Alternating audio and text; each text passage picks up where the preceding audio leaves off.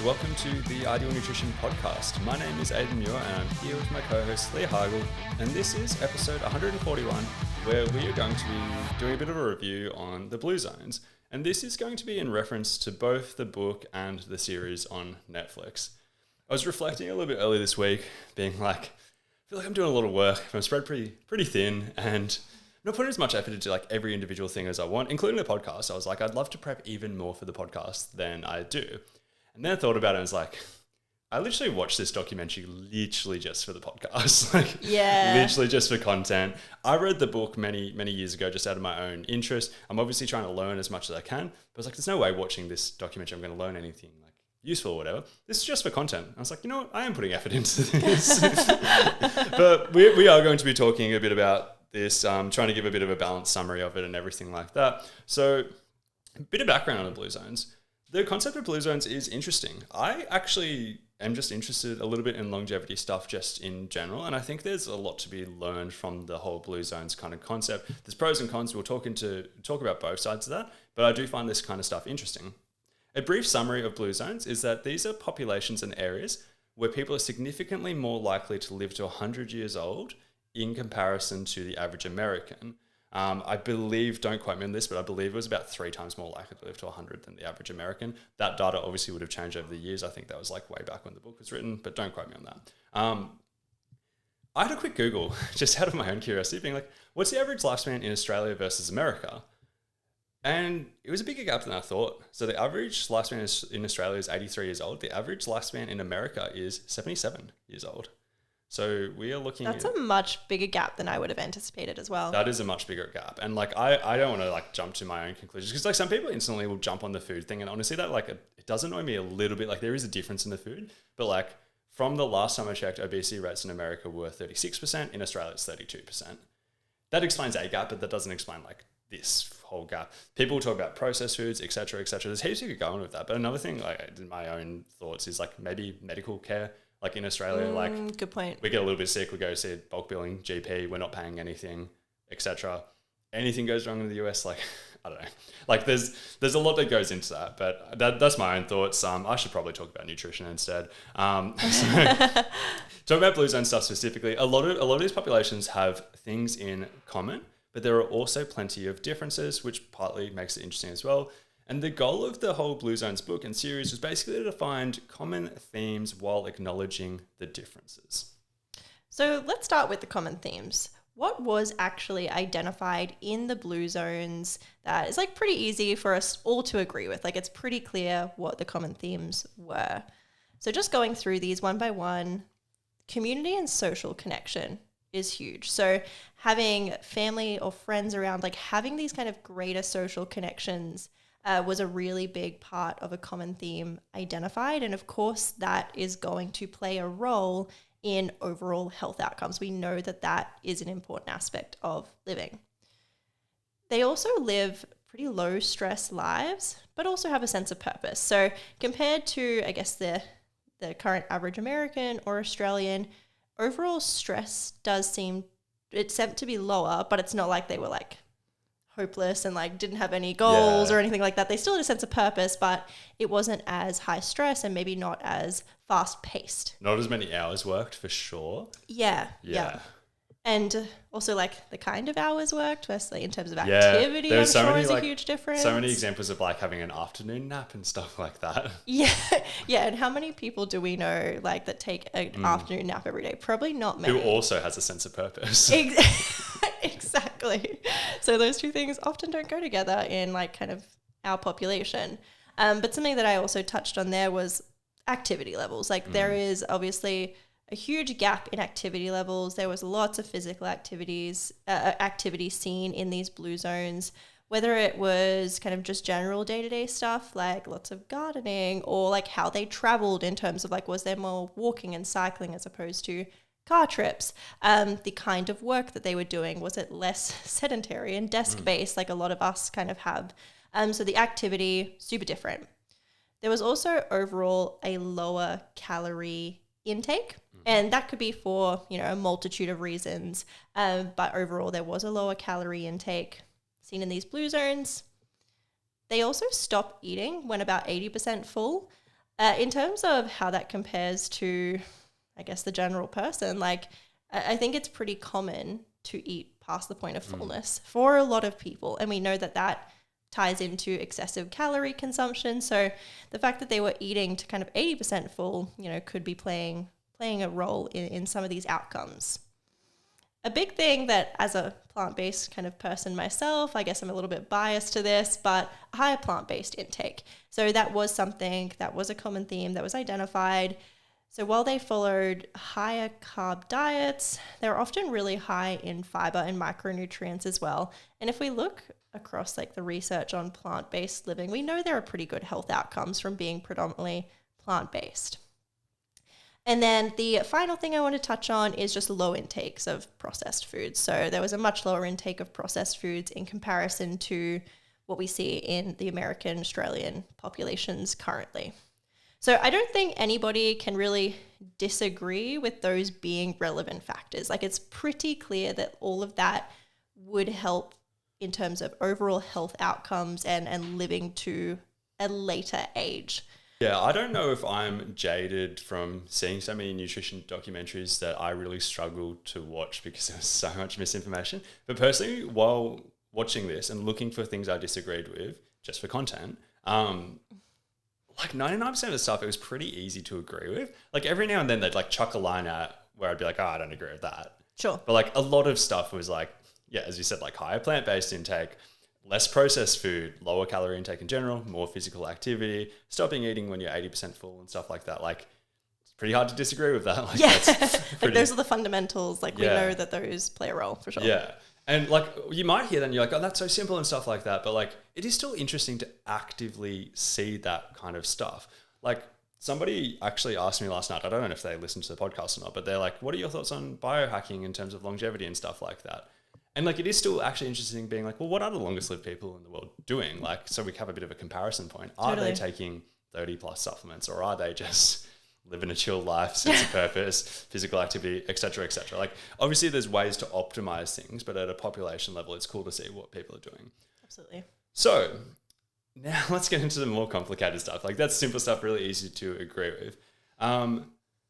They often drink alcohol, usually not heaps, but they typically drink regularly.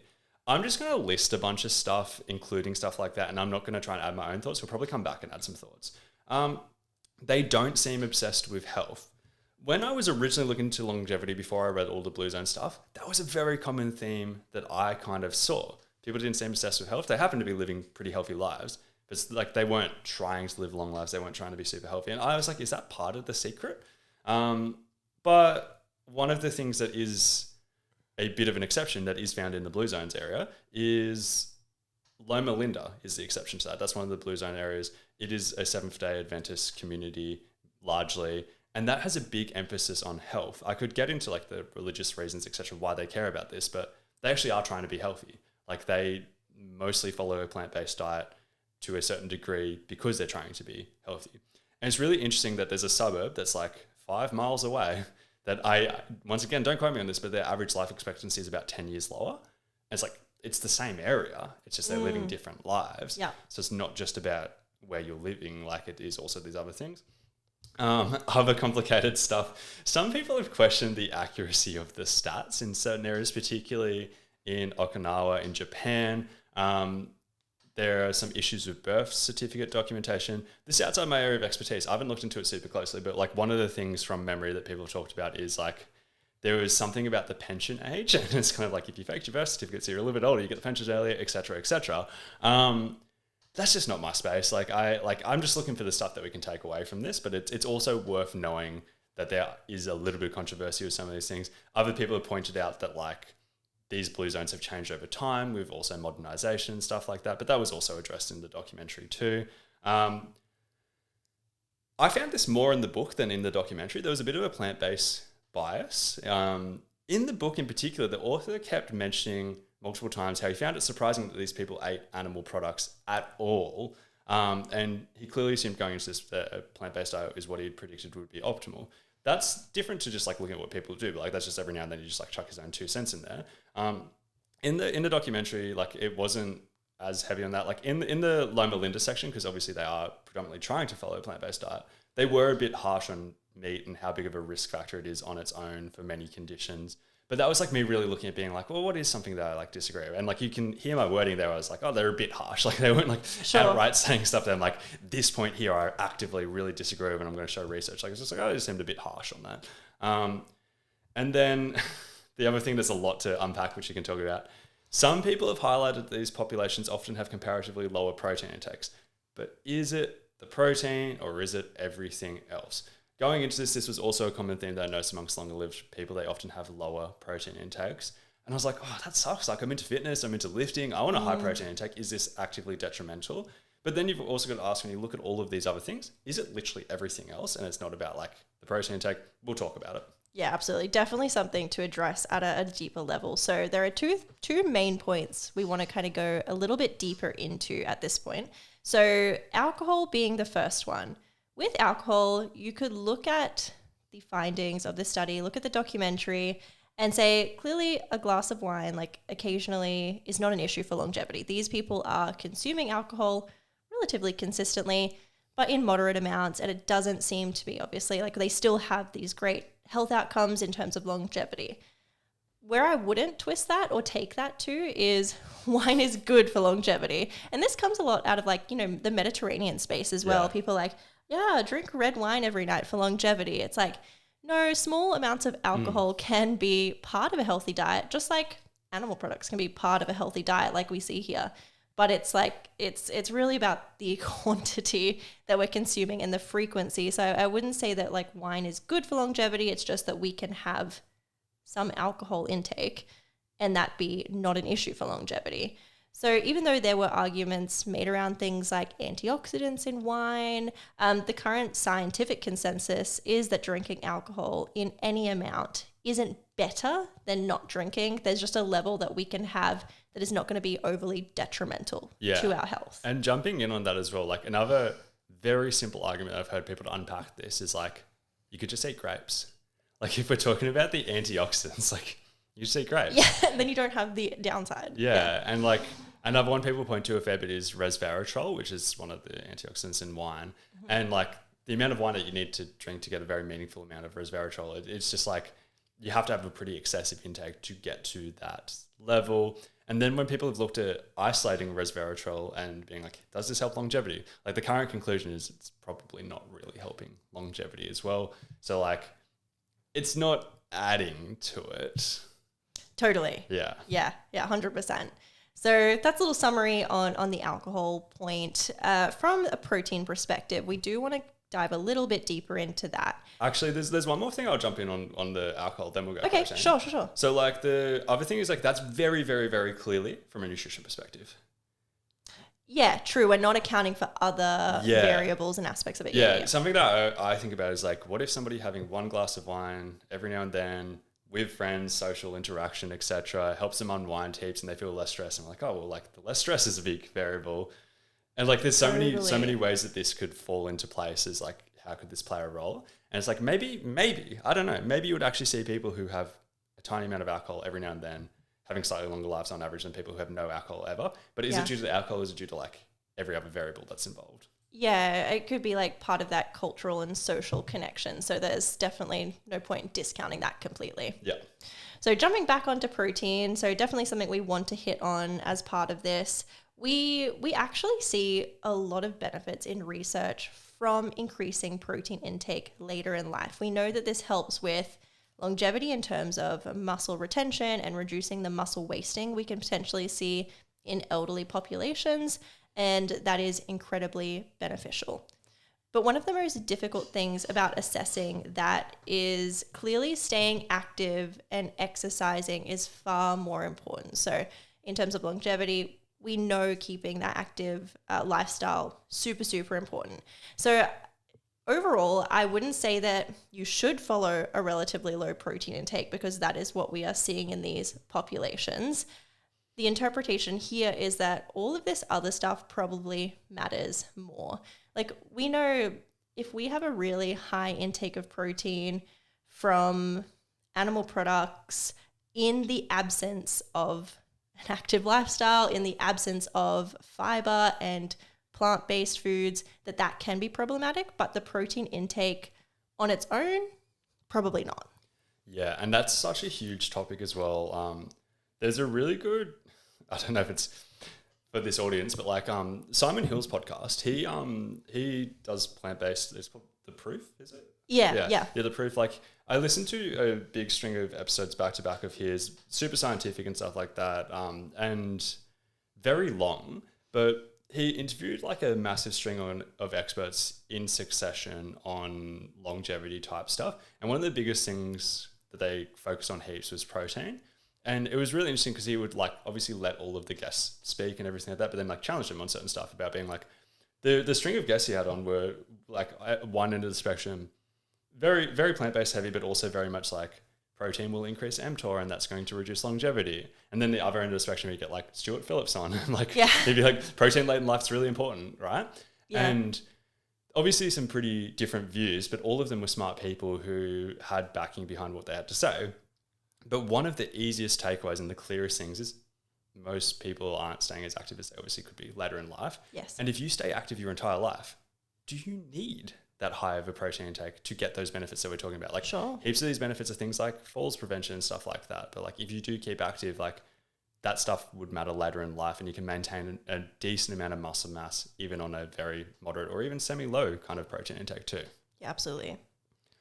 So as a bit of a summary, I don't think I'll ever view any nutrition documentary as perfect. This was one of the least frustrating ones I've watched, but I've also heard a lot of people speak to me say they were very frustrated by this one, which is part of why I'm like, am I just so jaded by all the other ones that I'm like, oh, this wasn't as bad as the other ones?